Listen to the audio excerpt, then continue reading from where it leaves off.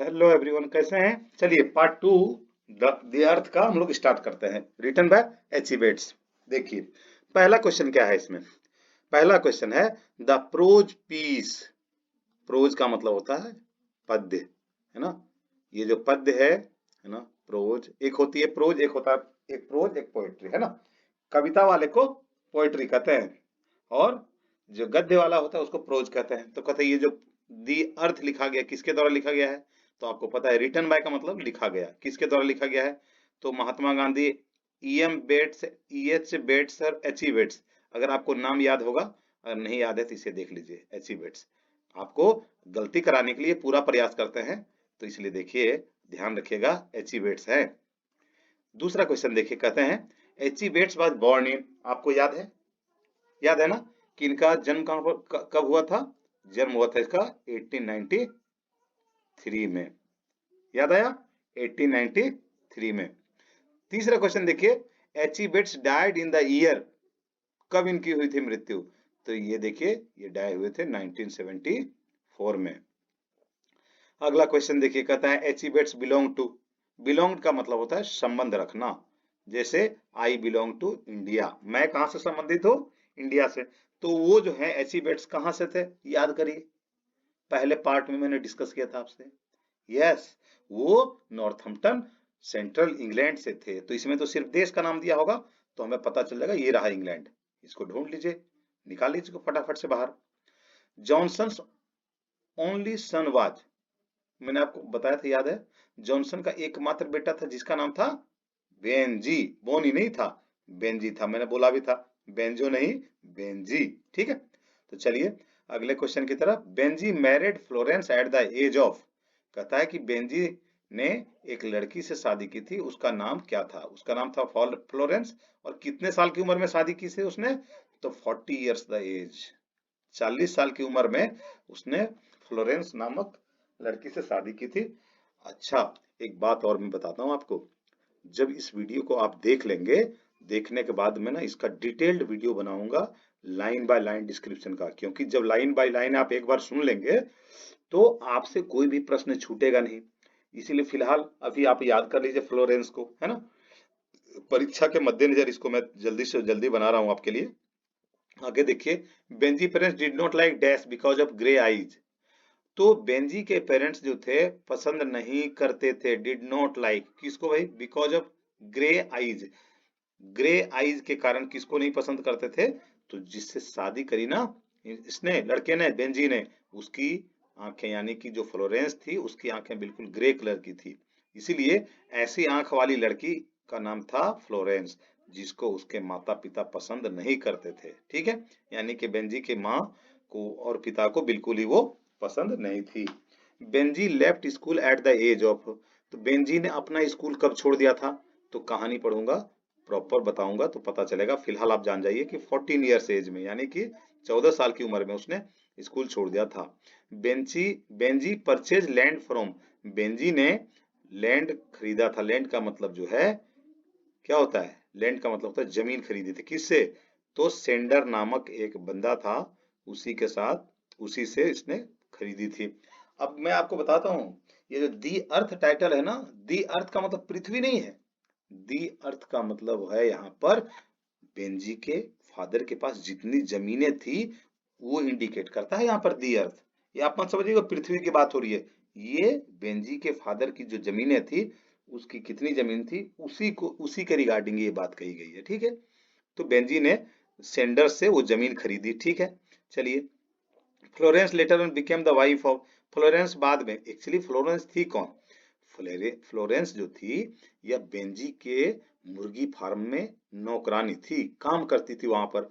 लेकिन बाद में जो है, कहते हैं ना, ये जो मोहब्बत है ना, किसी को किसी से हो सकता है, भोजपुरी में इसको कहते हैं कि प्रीत केहू से केहू के हो सकेला, है ना। तो ये, एक तो बेंजी खुद 40 इयर्स का था, है ना। अब बाद में इस लड़की से उसने शादी कर ली थी, यानी कि किसने कर ली थी शादी, बेंजी ने। अब देखिए ऑप्शन क्या क्या दिया है, बेंजी, रंजे, मेंजे, संजय, है ना। तो सही ऑप्शन क्या है, बेंजी। खैर इसको तो आप ऐसे भी देख के पकड़ लेते कि ये बेंजी है। Benji was the son of, किसका था, बताइए, जॉनसन का था। जॉनसन, उसके पिता का नाम क्या था? Johnson. Dash was the real owner of the land.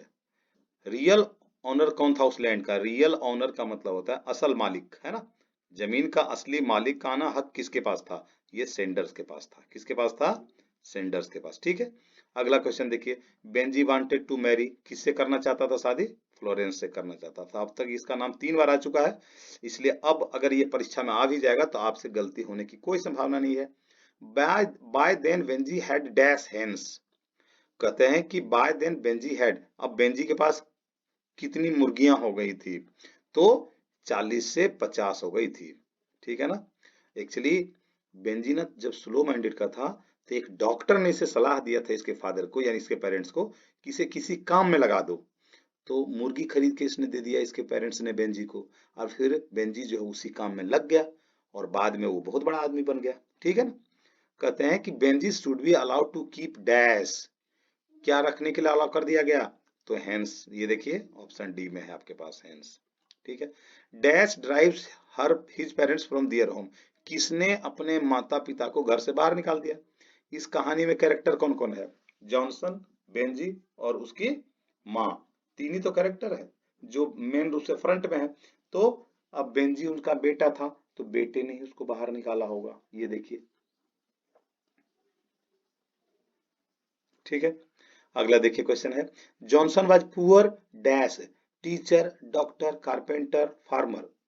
Actually ये फार्मर तो था ही, साथ में वो प्रीचर भी था। प्रीचर किसे कहते हैं? जो छोटे मोटे जगहों पे जाकर उपदेश दिया करता है। ठीक है ना। तो ये प्रीचर था। प्रीचर का मतलब होता है उपदेशक, है ना। किसे, ये देखिए प्रीचर, प्रीचर का मतलब होता है उपदेशक। ये फार्मर के अलावा एक प्रीचर भी था। कभी कभी क्वेश्चन भी आता है इसमें, ये आपसे भुलवा देंगे, वो फार्मर का ऑप्शन हटा देंगे और फिर दे देंगे ये प्रीचर। तो आप समझ जाइएगा कि टीचर तो थे नहीं, डॉक्टर तो थे नहीं, कारपेंटर तो थे नहीं, थे क्या? वो प्रीचर, उपदेशक थे। ठीक है, अगला क्वेश्चन देखिए। कहता है कि डैश सजेस्टेड दैट, अब मैंने आपको बताया था ऊपर में कि एक डॉक्टर ने उसको सजेस्ट किया था बेंजी के पेरेंट्स को कि इन्हें अलाउ कर दीजिए मुर्गियां रखने के लिए या कुछ काम में लगा दीजिए, तो उसे मुर्गी खरीद के दे दिया। The bank will give interest on it and the one day you are dash. कहते हैं कि the bank will give interest, bank जो है इस पे आपको सूद देगी। इंटरेस्ट का मतलब होता है सूद, है ना। On it and then one day when you are, जब तुम हो जाओगे, कितने वर्ष के हो जाओगे? तो 21 वर्ष के, यानी कि बालिग हो जाओगे, है ना। चलिए आगे बढ़ते हैं। For many years Benji's father had been a local. अब देखिए क्वेश्चन आ भी गया है कि कई वर्षों तक बेंजी के जो पिता थे वो क्या थे? अब देखिए टीचर, फार्मर, प्रीचर। अब देखिए फार्मर का भी ऑप्शन है, प्रीचर का भी। तो कुछ वर्षों के लिए उसके फादर प्रीचर भी थे। अगर ये फार्मर और प्रीचर दोनों दे तो आप प्रीचर को टिक करिएगा। ठीक है, आगे बढ़िए। Benji's parents gave him a passbook when he was dash years old. तो आपको मैंने बताया था कि बेंजी के पिता ने उसको, एक्चुअली हुआ क्या ना, जब बेंजी ने मुर्गियां रखने स्टार्ट की ना, तो फिर धीरे धीरे अंडे वो बेचने लग गया। तो जो भी पैसा इकट्ठा होता था पहले तो गुल्लक में रखा गया उसके माता पिता के द्वारा, बाद में उसको पैसे को बैंक में जमा कराने लग गया। और कहा गया कि भाई बेंजी जब 21 साल का हो जाएगा तभी उनको ये पासबुक मिलेगा, तभी उनका पैसा हो पाएगा। तो बेंजी जब 21 वर्ष का हुआ तो उसके माता पिता ने एक छोटा सा समारोह करवा के उसको दिया था पासबुक, बैंक का पासबुक।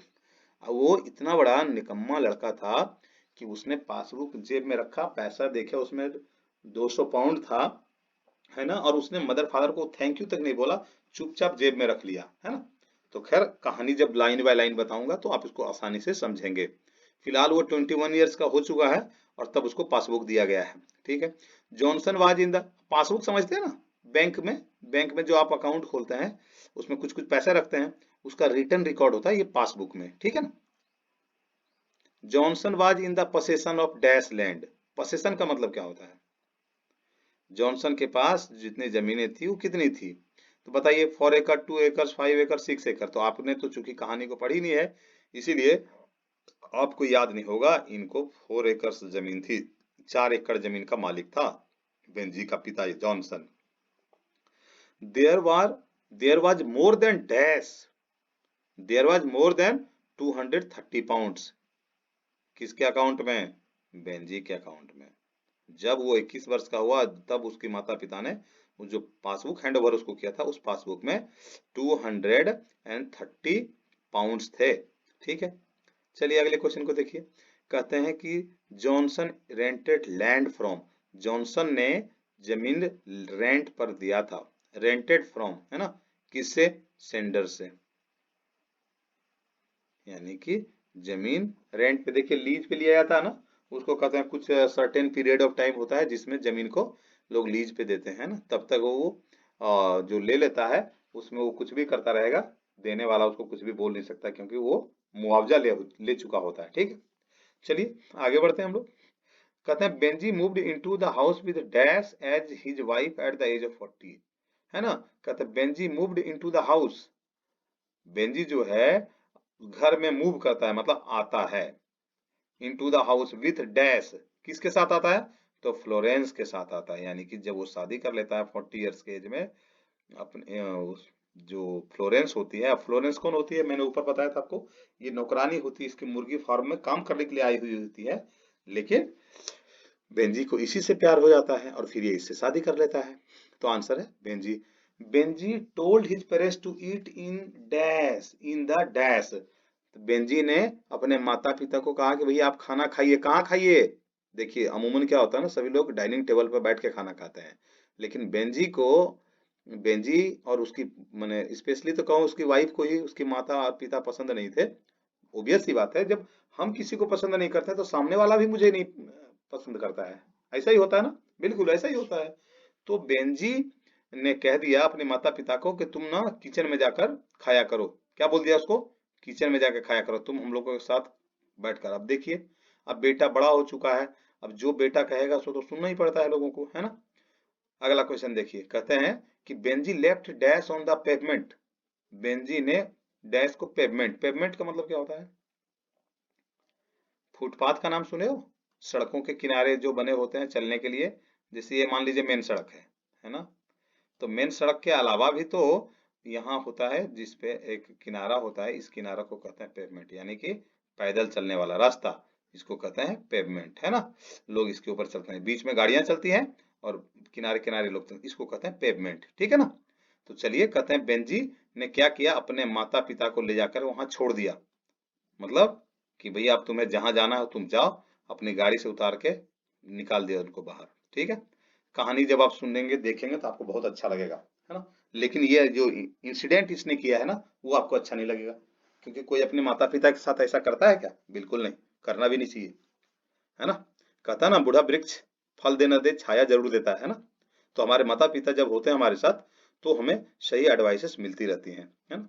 तो खैर चलिए आगे बढ़िए अगले क्वेश्चन में। The earth is a dash, क्या वो ड्रामा है? ना। पोएट्री है? ना। स्टोरी है? यस, ये स्टोरी है, शॉर्ट स्टोरी है ये, है ना। अच्छा, ऐसे भी नहीं है, तो चलिए हमें आंसर मिल गया है। All that Johnsons couple had was dash, all that Johnsons couple, Johnsons couple का मतलब क्या होता है? जॉनसन और उनकी wife had was the dash, wealth, farm, earth या शॉप, क्या था उनके पास? अर्थ, अर्थ का मतलब यहाँ पर क्या होता है? जमीन, यानी कि लैंड, क्या होता है? लैंड, समझना चाहिए जी आपको, ठीक है।